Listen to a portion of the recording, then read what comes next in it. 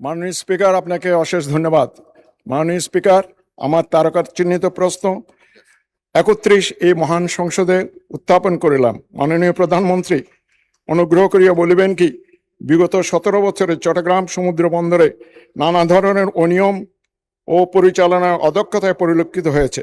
বর্তমান সরকার চট্টগ্রাম বন্দরের সকল সমস্যা সমাধান ও সুষ্ঠুভাবে পরিচালনার লক্ষ্যে কি কি পদক্ষেপ গ্রহণ করিয়াছেন? ধন্যবাদ মাননীয় স্পিকার আপনাকে। ধন্যবাদ মাননীয় সদস্য। তারকা চিহ্নিত প্রশ্ন 31 মহান সংসদে উত্থাপিত হলো। মাননীয় প্রধানমন্ত্রী। মাননীয় স্পিকার, আপনাকে আবারও ধন্যবাদ। একই সাথে মাননীয় সংসদ সদস্য, আপনাকেও ধন্যবাদ আপনার প্রশ্নের জন্য।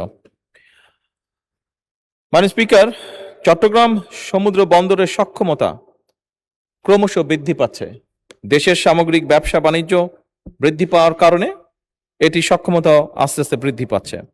বিশ্বের ও দেশের আভ্যন্তরীণ বিভিন্ন ধরনের পরিস্থিতি মোকাবেলা করে চট্টগ্রাম বন্দর কর্তৃপক্ষ বন্দরটিকে পরিচালনা করে আসছে। বিশ্বমন্দা, কোভিড-19 পরিস্থিতি ইত্যাদি সময়েও মাননীয় স্পিকার চট্টগ্রাম বন্দর 24/7 অপারেশনাল অর্থাৎ 24/7 অপারেশনাল ছিল। ফলশ্রুতিতে 2010 সালে যেখানে কার্গো এবং কন্টেনার হ্যান্ডলিং ছিল যথাক্রমে 4,53,90,663 মেট্রিক টন এবং 13,43,448 20 ফুট ইকুইভ্যালেন্ট ইউনিট, সেখানে 2025 সালে চট্টগ্রাম বন্দর কর্তৃপক্ষ 13,81,812 মেট্রিক টন কার্গো এবং 34,09,069 TEU কন্টেনার হ্যান্ডলিং করেছে। বিগত বছরের তুলনায় 2025 সালে কন্টেনার, কার্গো এবং জাহাজ হ্যান্ডলিং এর প্রবৃদ্ধি ছিল যথাক্রমে 4.707, 11.43 এবং 10.5%। মাননীয় স্পিকার, চট্টগ্রাম বন্দরের সক্ষমতা বৃদ্ধির জন্য সমন্বিত কার্যক্রম গ্রহণ করা হয়েছে, যার সংক্ষিপ্ত বিবরণ আমি তুলে ধরছি। মাননীয় প্রধানমন্ত্রী, আপনি চাইলে এটা পঠিত বলে গণ্য হতে পারে, বেশ লম্বা দেখছি।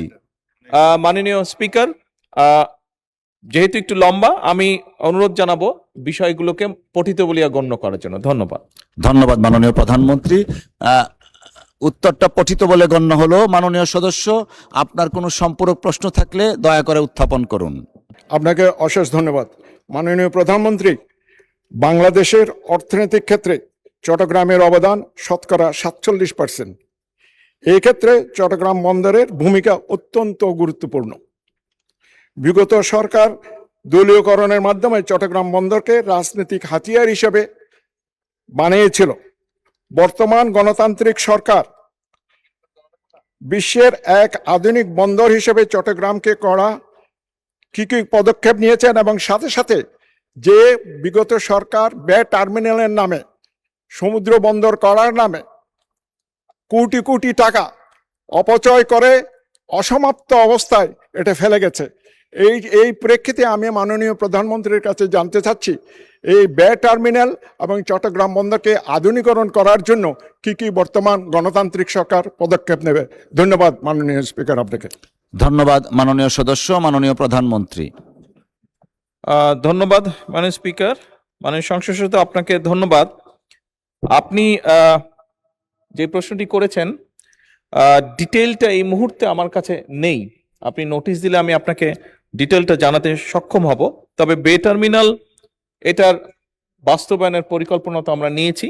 আপনাকে আমি বলতে পারি যে বে টার্মিনালটা চালু হলে পরে অবশ্যই এটার একটা উপকারিতা সামগ্রিকভাবে অর্থনীতি এবং দেশ পাবে। মাননীয় স্পিকার, বে টার্মিনালটা চালু হলে বড় আকারের যে আমাদের মাদার ভেসেল সরাসরি চট্টগ্রাম বন্দরে ভিড়তে পারবে।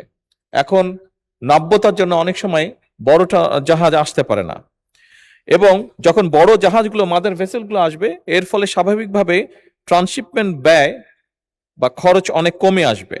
একই সাথে মাননীয় স্পিকার, বড় জাহাজগুলো আসার ফলে এবং বে টার্মিনাল চালু হলে পরে আমদানি রফতানি বাণিজ্যের গতি বৃদ্ধি পাবে, এবং স্বাভাবিকভাবে যেহেতু ব্যবসা বাণিজ্যে বা আমদানি রফতানির গতি বৃদ্ধি পাবে, এটি জাতীয় অর্থনীতিতে একটি বড় ইতিবাচক ভূমিকাও রাখবে। মাননীয় স্পিকার, ধন্যবাদ।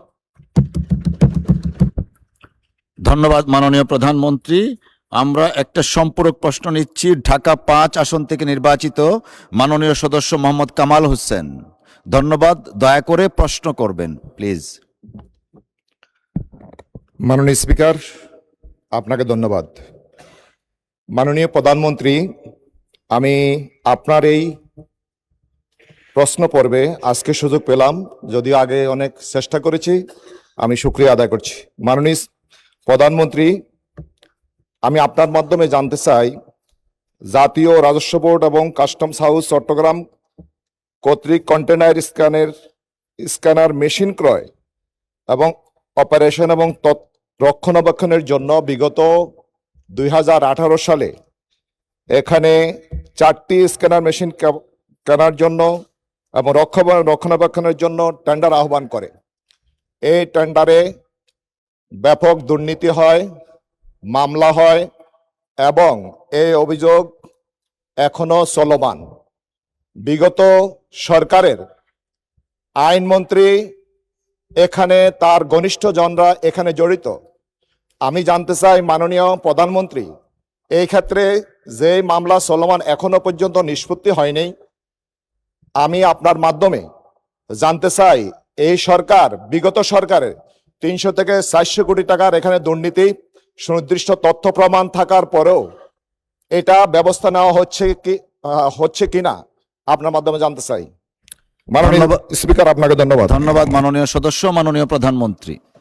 ধন্যবাদ মাননীয় স্পিকার এবং ধন্যবাদ মাননীয় সংসদ সদস্য আপনার প্রশ্নের জন্য। মাননীয় সংসদ সদস্য, আপনার জ্ঞাতার্থে মাননীয় স্পিকারের মাধ্যমে আপনাকে জানাতে চাই যে চট্টগ্রাম বন্দরটি এতে দেশের সম্পদ এবং এটি একটি রাষ্ট্রীয় সম্পদ, জনগণের সম্পদ।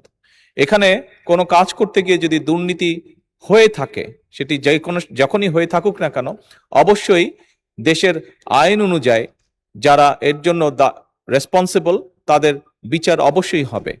এবং একই সাথে আমাদের সরকারের প্রচেষ্টা থাকবে যে কোনো জায়গায় রাষ্ট্রীয় সম্পদের অপচয় যেন না হয়, এবং একই সাথে আমাদের প্রচেষ্টা থাকবে যে দুর্নীতি মুক্ত একটি পরিবেশ পর্যায়ক্রমিকভাবে গড়ে তোলা।